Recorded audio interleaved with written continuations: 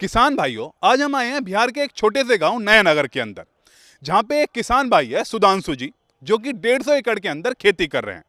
इतनी बड़ी खेती को मैनेज करना बड़ा मुश्किल हो जाता है, लेकिन वो इसे मैनेज कर रहे हैं मात्र एक फ़ोन से, जिसकी वजह से उनकी आय में भी वृद्धि हुई है। चलिए जानते हैं कि आखिर ये उनकी टेक्नोलॉजी क्या है। इस वीडियो को शुरू करने से पहले हम आपको एक ऐप की जानकारी देना चाहते हैं। ऐप का नाम है भारत एग्री। आज के समय में किसान भाई नई नई टेक्नोलॉजी का इस्तेमाल कर रहे हैं।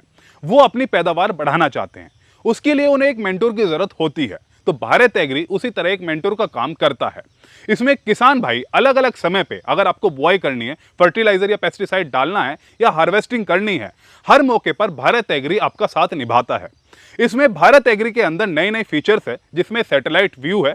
सैटेलाइट व्यू के माध्यम से आप पता कर सकते हैं कि आपकी जो क्रॉप है उसकी वेजिटेटिव ग्रोथ कैसी है। अगर आपको कोई सलाह लेनी हो तो आप डायरेक्टली चैट या वीडियो कॉल के माध्यम से कृषि सलाहकार से जानकारी ले सकते हैं। इस ऐप को तकरीबन 10 लाख किसान भाई डाउनलोड कर चुके हैं। जो किसान भाई यह ऐप इस्तेमाल कर रहे हैं, उन्होंने इसके बहुत अच्छे रिव्यूज दिए हैं। अगर आपको यह ऐप डाउनलोड करनी है तो डिस्क्रिप्शन के अंदर आपको लिंक मिलेगा, आप डाउनलोड कर सकते हैं, या प्ले स्टोर पर जाकर भारत एग्री लिखेंगे तो वहां से भी इसे डाउनलोड कर सकते हैं। सुधांशु जी, खेती में आपका आना कैसे हुआ, ये हमें बताइए।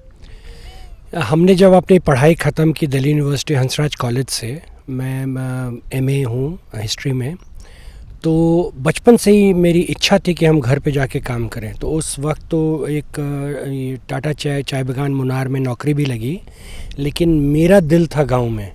और जब हम गांव पहुँचे और पिताजी को बोले कि मुझे खेती करना है, तो वो तो लठ उठा के मारने के लिए दौड़े हमको कि तुमको इतना पढ़ाया लिखा है खेती करने के लिए। लेकिन हम अपने जिद पे अड़े रहे, और जब हम गांव आए काम करने के लिए, तो मुझे जो सबसे घटिया ज़मीन था पूरे मेरे पिताजी के संपत्ति का, वो मुझे दे दिया गया कि 1-2 महीने में परेशान होके भागेगा। और इत्तेफाक से ये जो पीछे जो बगीचा है आम का, यही मिला मुझे। और उस समय मैं याद कर रहा हूँ 1988 88-89, और ये वीरान जंगल बना हुआ था। और इससे भी फल जब होते थे तो पिताजी को 15,000 से 20,000 25,000 उनको आमदनी होता था। और ये मुझे दिया गया था इसलिए कि मैं परेशान होकर घर वापस, मतलब शहर वापस चले जाऊँ, नौकरी करूँ, या आईएएस की तैयारी हो रही थी उसमें बैठूँ।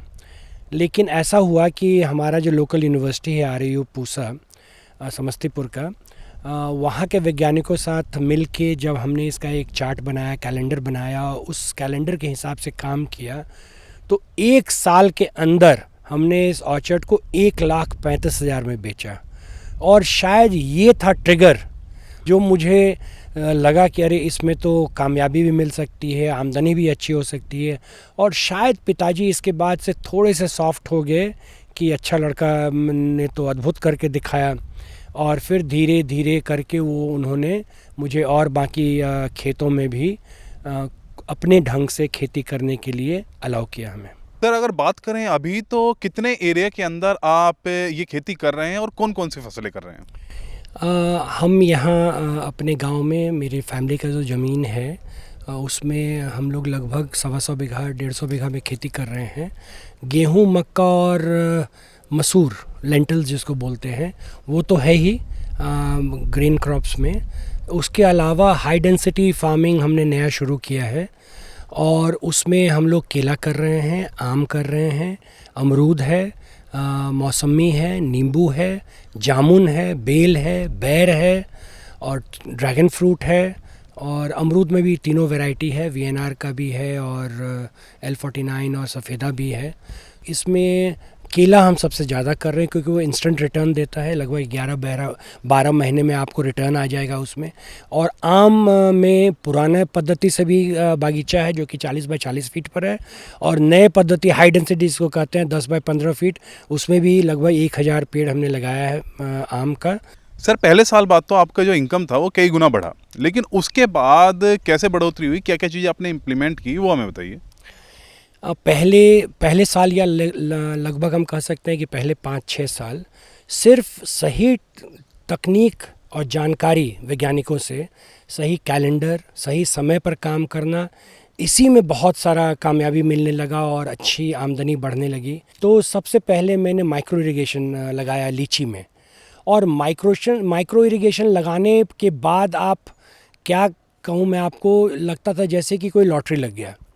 जिस लीची के बाग को हम 6 लाख 7 लाख में बेचते थे, उसको एक समय आया जब 32 लाख तक हमने पहुंचा दिया, और ये सिर्फ माइक्रो इरिगेशन के बदौलत था। सर, आप इरिगेशन सिस्टम पर बहुत फोकस कर रहे थे, एग्जैक्टली वो हमें बताइए कि कैसा इरिगेशन सिस्टम है यहाँ पर। ये बेसिकली आपके बोरवेल से पंप पानी खींचता है और वो हाई प्रेशर से डिलीवरी पाइप में पानी भेजता है, जो कि अंडरग्राउंड होता है। डिपेंडिंग अपॉन डिस्टेंस पाइप का डायमीटर चेंज करता है प्रेशर मेंटेन करने के लिए, और फिर लास्ट पॉइंट जहाँ पर पानी देना है वहाँ ज़मीन से पाइप निकलता है और 16 mm का पाइप फाइनल होता है, और उसमें ड्रिप लगता है जो कि टपकन प्रणाली बोलते हैं। वो बूंद बूंद पानी गिराता है। अब इस बूंद को आप कंट्रोल कर सकते हैं, जिस रफ्तार का आपको ड्रिप लगाना है उस रफ्तार का आप लगा सकते हैं। अब इसको एक आगे आयाम पे ले जाइए, ऑटोमेशन।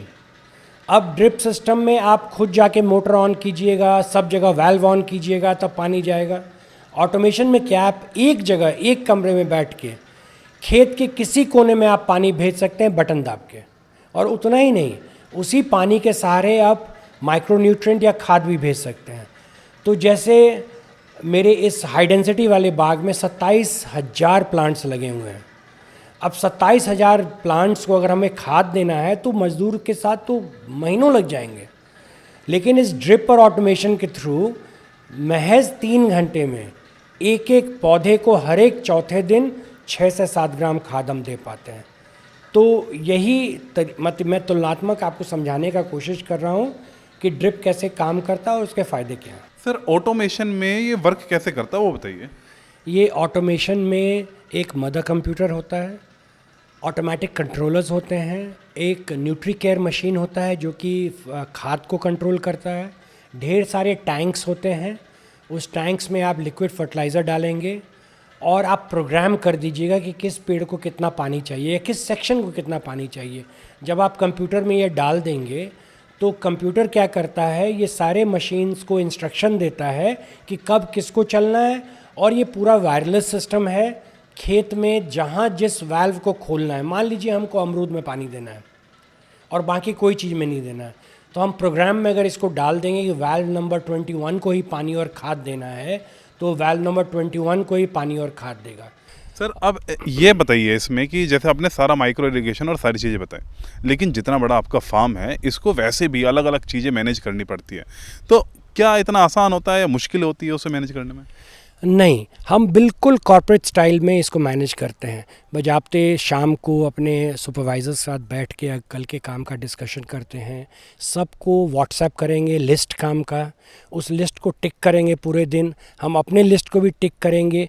तो हर एक सुपरवाइज़र को या लेबर को मालूम होता है कि कौन काम उसको कब और कितना करना है, और फिर वीडियो कॉन्फ्रेंसिंग, मोबाइल से वीडियो कॉल, इस सब चीज़ से मॉनिटर होता है। प्लस आप देखिएगा मेरे कंट्रोल रूम में चार्ट बना हुआ है, प्लस जो काम होता है जो सुपरवाइज़र उसका लॉग मेंटेन करता है, बजाते वहाँ दीवार पे वाइट बोर्ड लगा है, जो डेली वो काम करता है उसको लिखता है। सर, आप बड़े किसान हैं, आपके लिए ये जो चीज़ें आपने की है बहुत आसान होता होगा, लेकिन जो छोटा किसान है क्या इसे इम्प्लीमेंट कर सकता है? बिल्कुल कर सकता है, और इसके उदाहरण आपको मिलेंगे मेरे गांव में। छोटे किसान बार्ड वायर फेंसिंग कर रहे हैं, माइक्रो इरिगेशन लगा रहे हैं, और अब ऑटोमेशन के बारे में भी सोच रहे हैं। एक बहुत अच्छी बात है ये कि कुछ कंपनियां आ रही हैं कोऑपरेटिव सिस्टम में ये ऑटोमेशन लगाना। जैसे उड़ीसा में अभी एक बहुत बड़ा प्रोग्राम चल रहा है जिसमें लगभग 70 किसान मिल के 40 बीघे में उन्होंने ऑटोमेशन लगाया है, और बिल्कुल मोबाइल ऐप बेस्ड सॉल्यूशंस हैं। तो ऐसा नहीं है कि ऑटोमेशन सिर्फ बड़े किसान लगा सकते हैं। कोऑपरेटिव मोड में जहाँ एक ग्रुप ऑफ फार्मर्स या पूरा गांव मिलके अगर चाहे तो ऑटोमेशन लगा सकता है, और हमने कैलकुलेट किया है लगभग 5,000 to 6,000 रुपीज़ पर हेड अगर 20 किसान अगर मिल के बनाए तो 6,000 रुपये लगता है। और एप्स कंप्लीट ऑटोमेशन, मतलब हमारे पास जो मेरा सिस्टम लगा हुआ है उससे भी बेहतर, solar based, deep borewell pump, जिसमें किसान अपना स्लॉट बुक करा सकता है, उसका बिलिंग हो सकता है। महीने के एंड में हर एक किसान को बिल आएगा कि कितना पावर वो यूज़ किया, कितना पानी यूज़ किया। और चूंकि वो उसी कम्युनिटी का है, तो जब पैसा पुल इन होता है तो उन्हीं का पूंजी बनता है और साथ में काम भी होता है। तो संभव है और ऑलरेडी कंपनियां आ रही हैं ये प्रोजेक्ट लेके। सर, इतनी सारी मशीनरी होने के बावजूद आप उसे अच्छे से कैसे मैनेज कर पा रहे हैं? ये शायद हम लोग का मूल मंत्र है।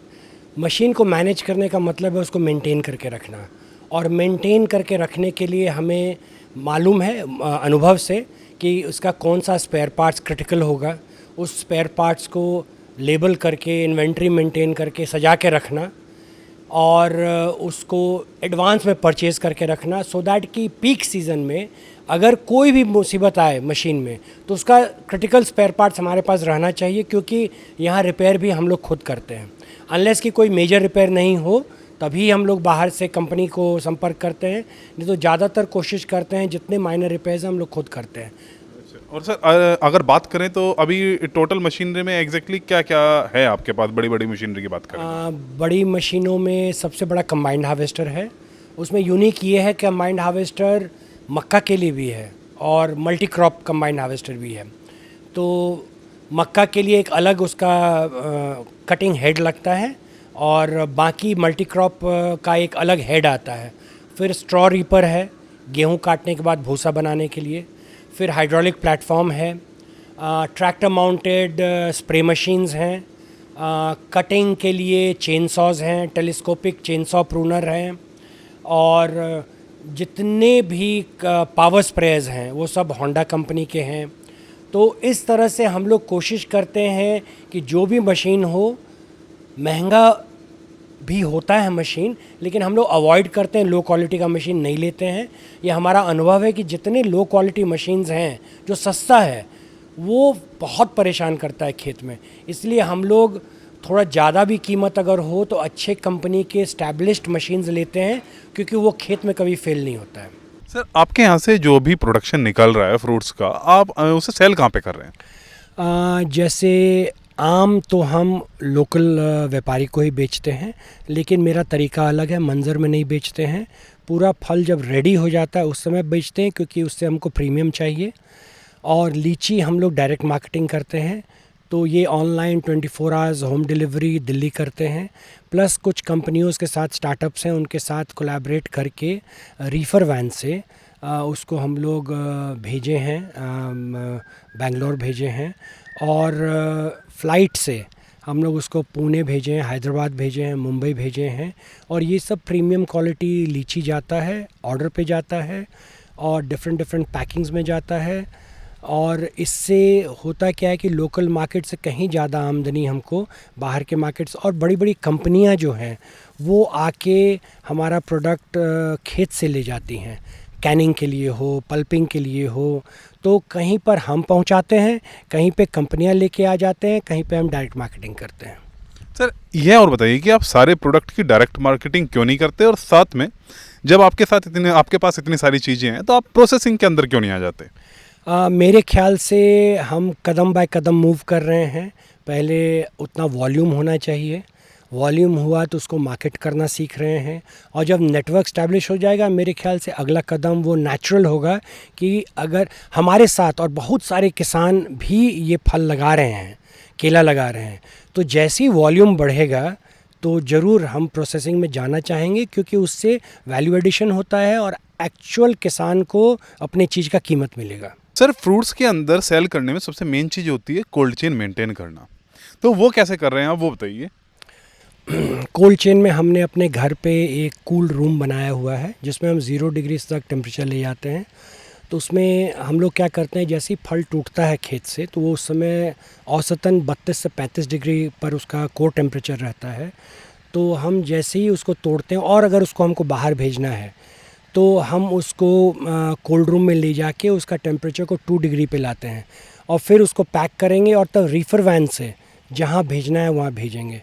या अगर लीची को हमको कूल चेन में नहीं रखना है तो हमको 9 बजे तक उसको प्लग कर लेना है, पैक कर देना है, और विदिन 24 आवर्स, चाहे फ़्लाइट से हो जैसे हो, विदिन 48 आवर्स वहाँ डेस्टिनेशन तक पहुँचा देना है। जहाँ तक दूसरे फलों की बात है, जैसे आम को टेक्निकली कोल्ड चेन चाहिए नहीं, वो चूँकि हार्डी प्लांट है, 5-6 दिन उसका शेल्फ़ लाइफ रहता है, तो उसको हम ट्रांसपोर्ट कर सकते हैं। बनाना में मेरा नेक्स्ट स्टेप है बनाना के लिए कूल चेम्बर बनाना।